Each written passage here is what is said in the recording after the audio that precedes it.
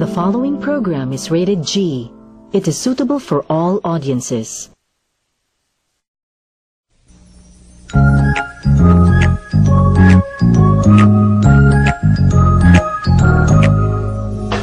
Hindi mo ba napapansin? Mga bulaklak ay magkakawangis, mga dahon ay magkakahugis. Hindi mo ba naitatanong? Mundo'y may ayos na sinusundan, sa math ninyo yan malalaman.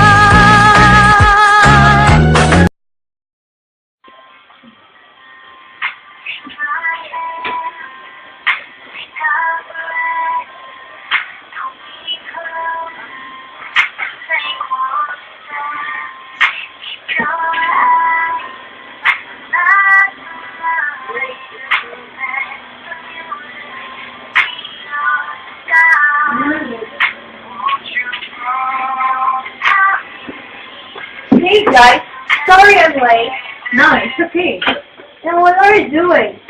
We're studying in preparation for our tomorrow's quiz on how to find values of polynomial functions. Do you have any idea about this topic? Oh yes, I know. I know how to solve the synthetic division. Really? Can you help us?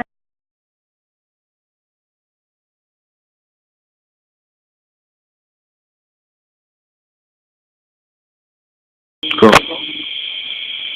Okay guys, open your book on page 304. Another way of finding the values of polynomial functions is the use of synthetic division.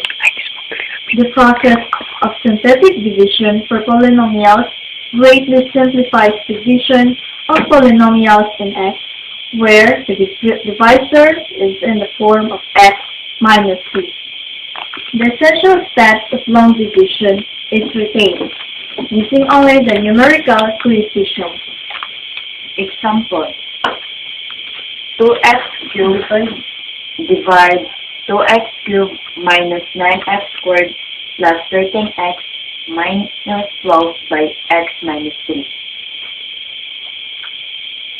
Solution. First, write the coefficients of the descending powers of x in the dividend as 2, negative 9, 13, and negative 12. 2 is the first term, negative 9 is the second term, 13 is the third term, negative 12 is the fourth term. The leading coefficient 2 is brought down to the bottom row. Multiply this number by 3, which is the value of 6, and the product of these two numbers is 6, and place it under the second term, and then add negative 9 and 6 to find the value of second number in the bottom row, which is negative 3. Next is multiply this number by 3 and place the product, which is negative 9, and place under the third term 13, and then add positive 13 and negative 9 to find the value of third number in the bottom row, which is positive 4. Last, multiply this number by 3 and place the product, which is positive 12, under the fourth term, and then add these two numbers to find the remainder. And now we obtain 0 as the remainder. The first two, negative 3 and 4, in the bottom row are the coefficients of the quotient in the order of descending powers of x. The last number 0 is the remainder. Since the polynomial of degree 3 and the divisor is of degree 1, and the quotient is a polynomial degree 2. Thus, 2x cubed minus 9x squared plus 13x minus 12 over x minus 3 equals 2x cubed squared minus 3x plus 4.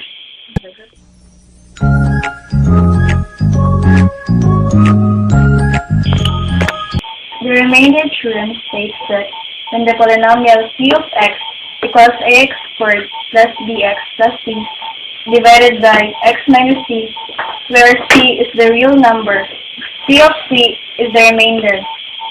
For example, x cubed minus 3x squared plus x plus 4 divided by x minus 2.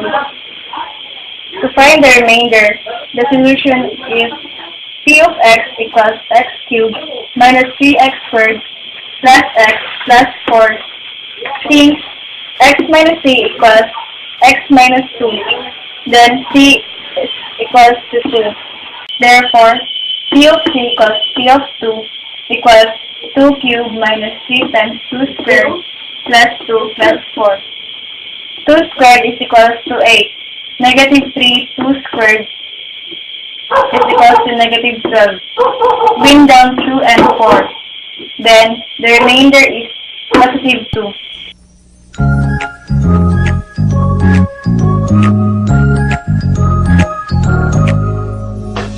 Hindi mo ba napapansin? Mga bulaklak ay magkakawangis, mga dahon ay magkakahugis. Hindi mo ba naitatanong? Ba'y may ayos na sinusundan? Sa math ninyo yan malalaman. Halina, sumama na kayo, maglakbay, mag-enjoy, maglaro. Tuklasin ang math sa buhay natin. Dali lang, umasa tayo. Mga number at mga sign, di dapat katakutan. Ito'y mga simbolo ng gusto nating sabihin at malaman. The factor term and its converse. The remainder term states that when a polynomial p of x is equal to is divided by x minus c, the remainder is p of c. Example, when p of x is equals x cubed minus x squared minus x minus 4x plus 4 is divided by x minus 2. The remainder is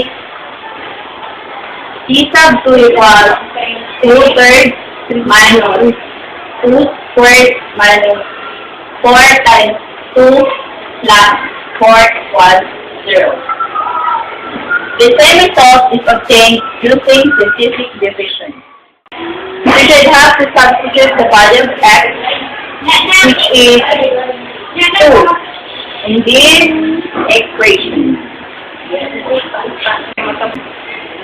Notice that p of c in this case is 0.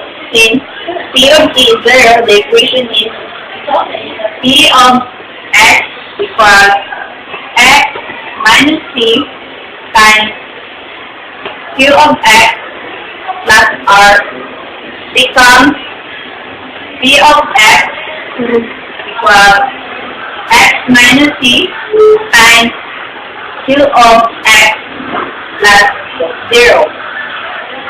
The value of the remainder is 0. Then p of x equals x minus c times q of x. This implies that x minus c is a factor of p of x. Remember, factor term and its converse. Let p of x be a polynomial. If p of c equals 0, where c is a real number, then x minus c is a factor of p of x. Conversely, if x minus c is a factor of p of x, then p of c is equal to 0.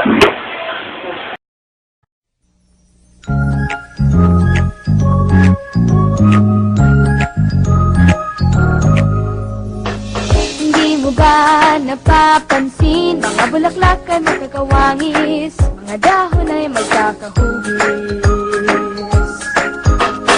Hindi mo ba naitatanong? Ba'y may ayos na sinusundan? Sa math ninyo yan malalaman. Halina, sumama na kayo, maglakbay,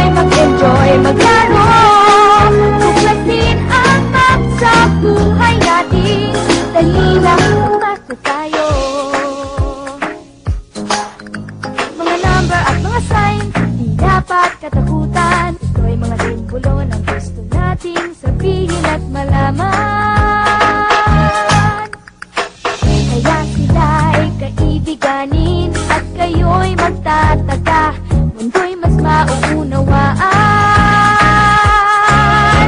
Halina, sumama na kayo, maglakbay, mag-enjoy, maglaro.